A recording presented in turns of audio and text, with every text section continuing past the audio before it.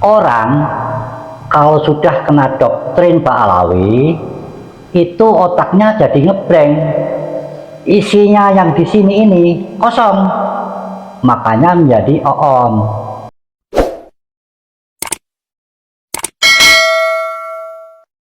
Baru-baru ini saya melihat video di YouTube, ada seseorang bernama Alfian Tanjung yang membuat video narasinya itu memojokkan Kiai Imad. Saya bukan pendukung Kiai Imad, tetapi saya adalah pendukung kebenaran.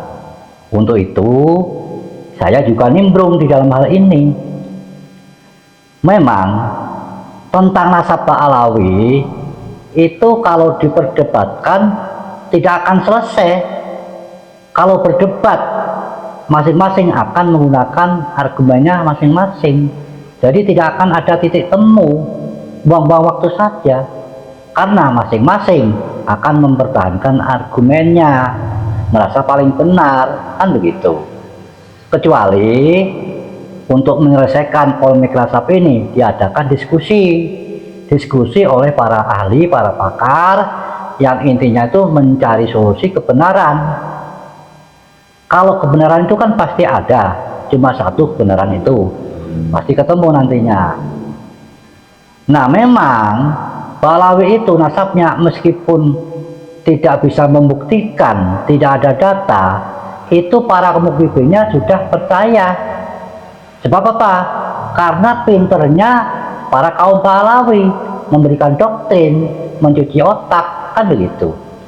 Karena para mukibin itu sudah dicuci otaknya, sehingga percaya, manut-manut saja siapapun itu. Karena apa? Karena memang Pak Alawi itu lihai, pandai. Maka jangan kita kecilkan mereka itu.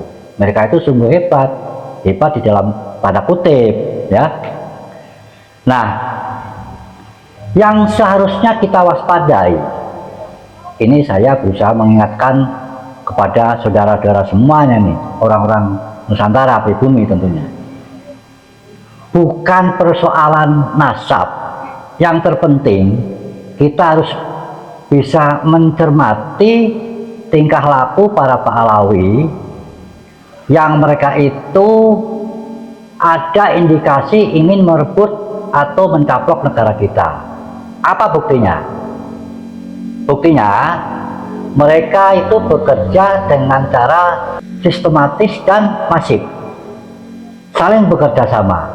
Contoh, masing-masing itu mempunyai bagian sendiri-sendiri.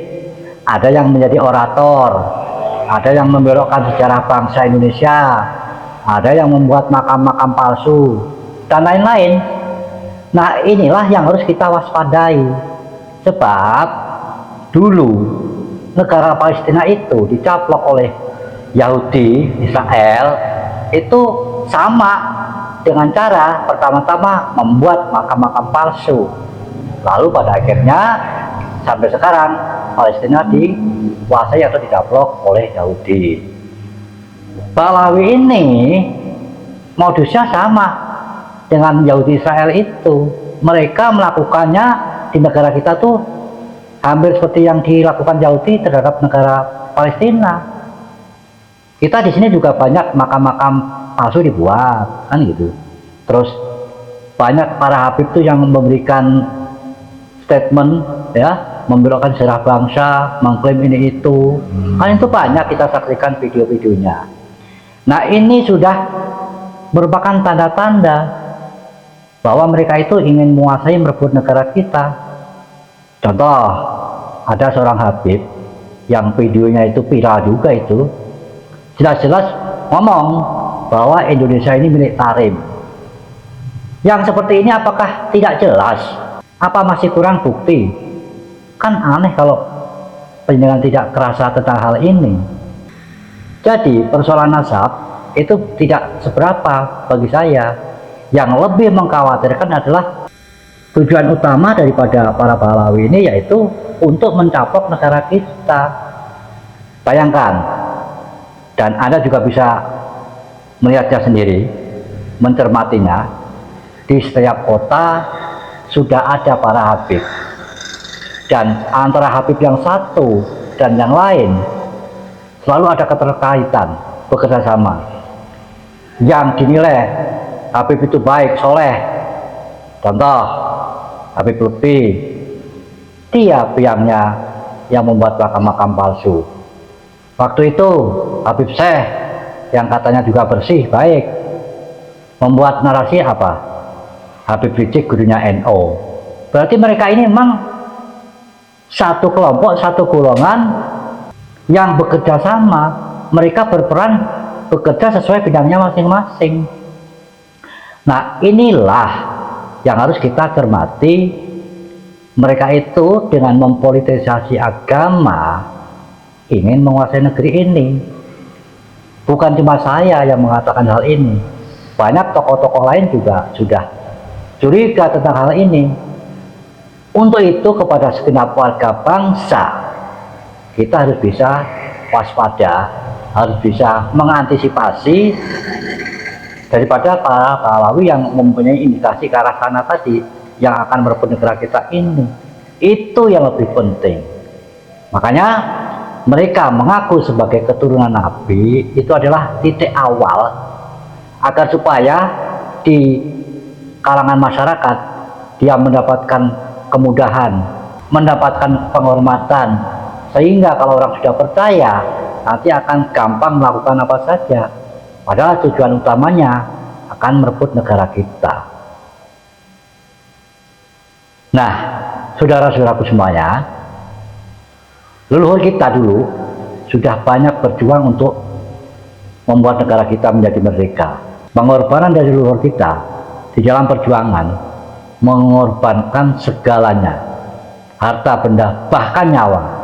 Para pahlawan itu banyak sekali, yang terhitung maupun yang tidak terhitung, yang tercatat maupun yang tidak tercatat. Apa panjenengan rela kalau negara ini mau diambil, dicaplok oleh orang lain lagi? Nah, kalau ada yang protes, buktinya apa Pak Alawi itu ingin mencaplok? Tadi sudah saya katakan, jelas-jelas mereka mengatakan Indonesia ini milik Tarim. Apa tidak jelas tentang hal ini? Tapi kenapa pemerintah diam saja? Mungkin pemerintah juga sudah kena virus Pak Alawi, jadi tuli, tidak berbuat apa-apa. Maka kita sebagai warga bangsa yang belum terkena virus Pak Alawi harus mengantisipasi Pak Alawi ini. Bagaimana kita bisa menanggulangi agar kita bisa menggagalkan tujuan utama mereka. Sekali lagi, saya bukan pendukung Kyai Imad, saya adalah pendukung kebenaran, dan yang saya permasalahkan bukan tentang nasab, tapi Pak Alawi yang ada indikasi ingin merebut, ingin mencaplok negara kita. Kita mesti hati-hati. Anda percaya silakan, enggak apa-apa. Namun sebagai orang tua saya mengingatkan, jangan sampai kita ini kecolongan dan menyesal 7 turunan. Wassalamualaikum warahmatullahi wabarakatuh.